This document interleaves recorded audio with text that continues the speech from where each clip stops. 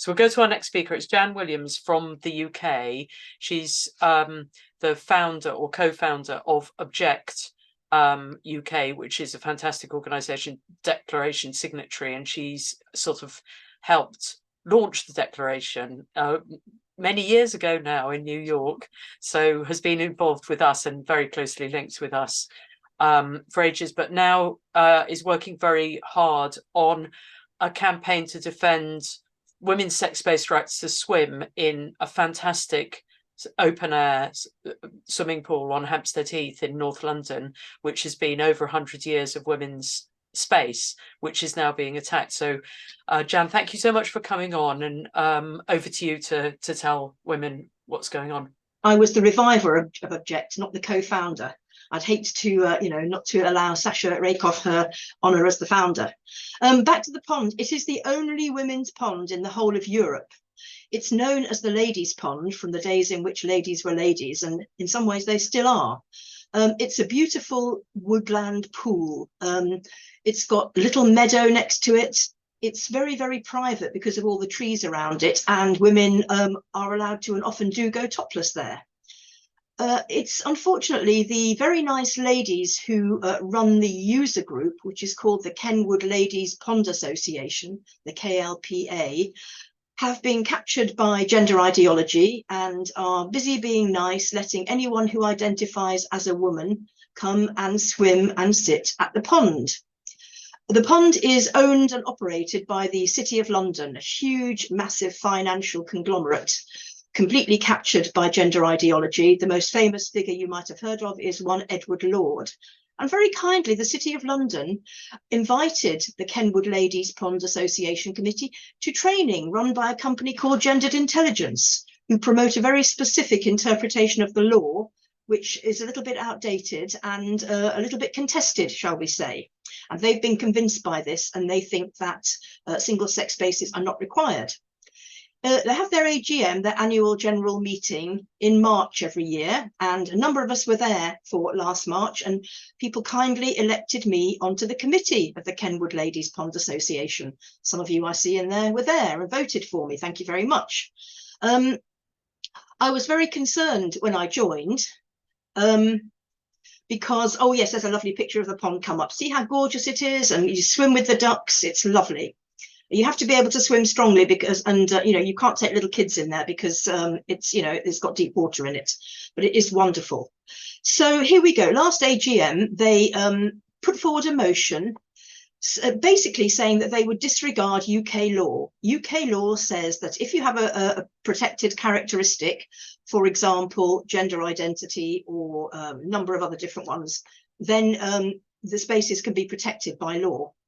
And they were going to propose a motion which would go against this law, saying that anyone could use the pond who thought they were a woman, irrespective of protected characteristics. Now, clearly, that would have been a motion in defiance of the law, and fortunately, it was voted down.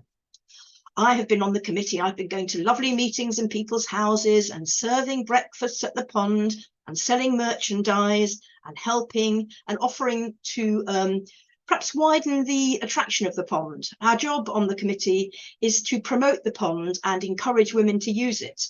And I've been concentrating on that aspect of it, suggesting that perhaps a local single parent organisation could have a bit of a deal.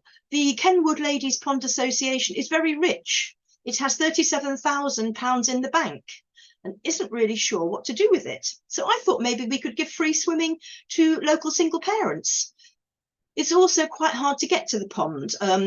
So we thought maybe we could run a shuttle service on the weekends for people to come to the free swimming time in the afternoon to help people that haven't got cars, like the committee. The committee all seem to have cars, help people who haven't got cars to get there more easily. The ladies on the committee all seem to swim in the early morning. How lucky they are. No children to look after, no job to rush off to, no elderly parents to go and care for. They're all very well off and very nice ladies, and they just drive along, park their cars in the road by the pond, and in they get and see all their friends, which is very nice for them. They're now proposing that we have an extraordinary general meeting, which you think was just for emergencies, and there isn't an emergency. They're saying that they just want to tidy up the constitution, the rules of operating of the association. But actually what they're proposing is very, very radical. They don't want people like me who aren't part of their little clique to come onto the committee. So they're suggesting that unless you can prove that you swim at the pond at least once every fortnight, you're not eligible to be part of the user group committee. Now, they'd have to police everyone. Imagine what domestic violence victims would think about that. Where would that information go? How does that fit in with data protection? In order to put this in, they'd have to, I think, go against data protection laws, and they'd be excluding most women with jobs or kids or caring responsibilities. And that is most women across the board. Already, because men are allowed in, all the women from religious communities are self-excluding themselves. The Muslim community, the Orthodox Jewish community, I've heard a lot of Hindu ladies are reluctant to go to a pond where there might be men. And they're proposing making this even more difficult. It's like a swimmer's apartheid. They've even stopped people joining the association for the 2 weeks in the run-up to this EGM, Extraordinary General Meeting, because they're afraid people will join to vote against it. I wouldn't be surprised if they did.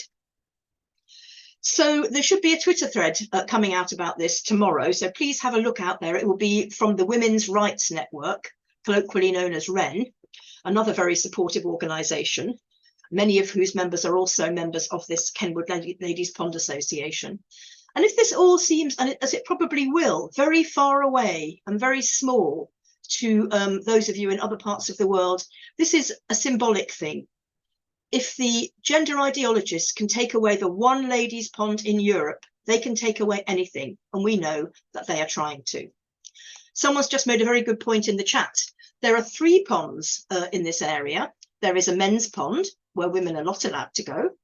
There is a mixed pond where you can go if you're a mixed group of people. And of course, men can go there. And there is the ladies' pond where men can go too. So men effectively have a choice of 3 ponds, and women, if they want to swim in a women-only space, have got 0 ponds. It's not a good idea. We've had some guidance from the EHRC in this country about how our law operates. And the guidance actually uses the example of a swimming pool.